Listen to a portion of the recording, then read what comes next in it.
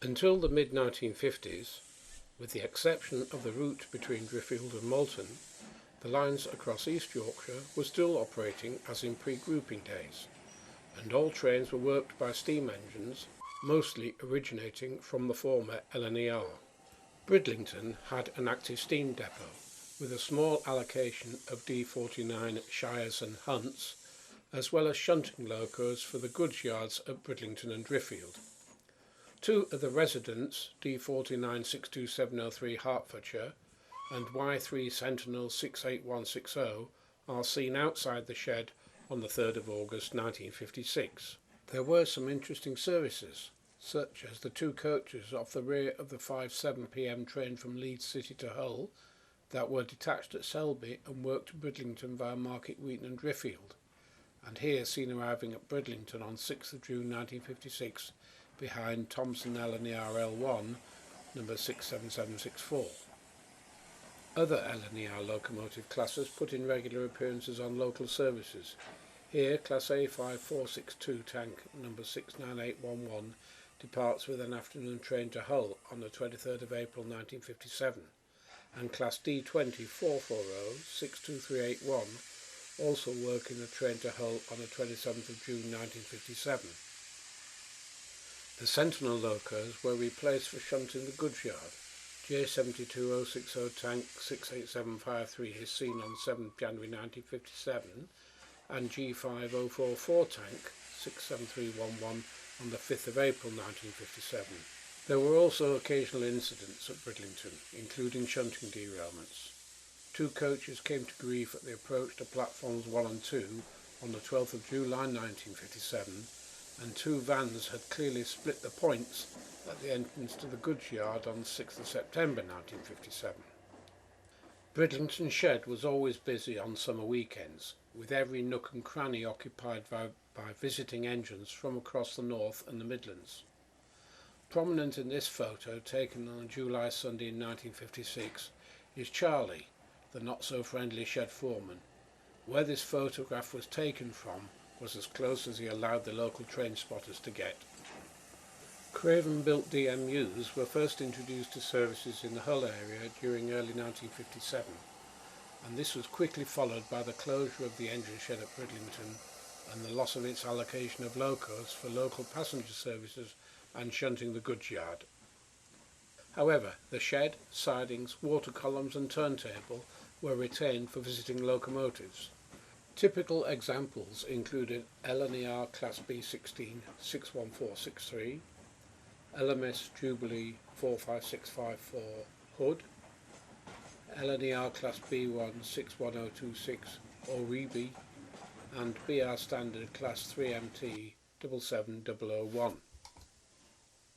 In early 1958 there was still a mix of steam and diesel working local services, particularly at peak times, and Whit Weekend was busy with day trippers visiting the Yorkshire coast by train.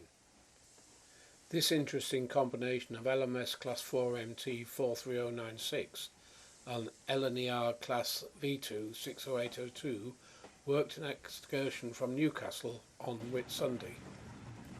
On the holiday Monday we see LNER Class D49 62703 Hertfordshire waiting for signals on a service train from Hull, whilst LMS 4F departs with empty stock for stabling at Nafferton or Driffield. The significance of this photograph was not recognised at the time.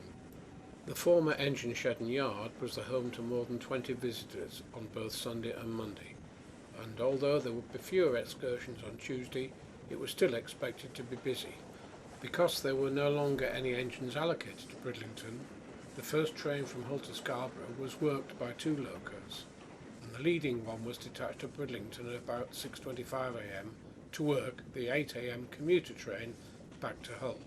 On Whit Tuesday 27th May 1958, that loco was, coincidentally, 62703 Hertfordshire, and as the crew prepared to move the loco onto the turntable, a crucial error seems to have occurred.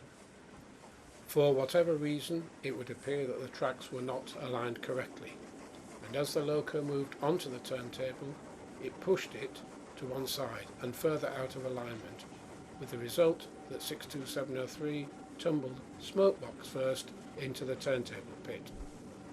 The word quickly got around that something rather out of the ordinary had happened, and being the half-term holiday week, many of the local train spotters were soon on hand, armed with cameras. More interesting consequences were taking place away from the turntable pit, as the expected series of excursion trains arrived from far and wide. The nearest alternative facility for turning the increasing number of steam engines was the triangle at the Butlins Farley Holiday Camp station, some 13 miles along the line towards Scarborough. However, it was impractical to send each individual loco for turning, as the block sections were quite long and there wouldn't have been the route capacity. As a result, groups of around 5 locos were assembled in the shed yard and then sent periodically to Farley for turning. The first group, seen proceeding towards Bridlington station, consists of at least 3 B1460s and an LMS 4MT260. The second group, of at least 2 K3260s, a B1 and a B16460, is seen climbing the gradient towards Sowerby, north of Bridlington. The date line of 1958 is reflected by the vehicles in the car park of the Seabirds Inn, just out of sight on the left. Little was achieved by the steam breakdown crane from Hull Dairy Coach shed on the first day, other than to lift Hertfordshire so that sleepers and timbers could be placed in the turntable pit under the front end of the loco. Fortunately, it was possible to get close to the afflicted loco and take some interesting shots of the underside of this 3-cylinder engine. In the end, Hertfordshire was recovered by brute force.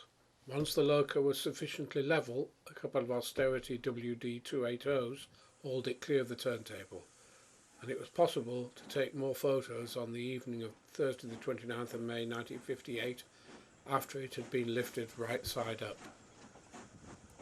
It is not known when it was taken away, but, unsurprisingly, Hertfordshire was withdrawn a few weeks later and believed to have been cut up at Darlington Works before the end of August 1958. It had returned to its place of birth after almost 31 years of life.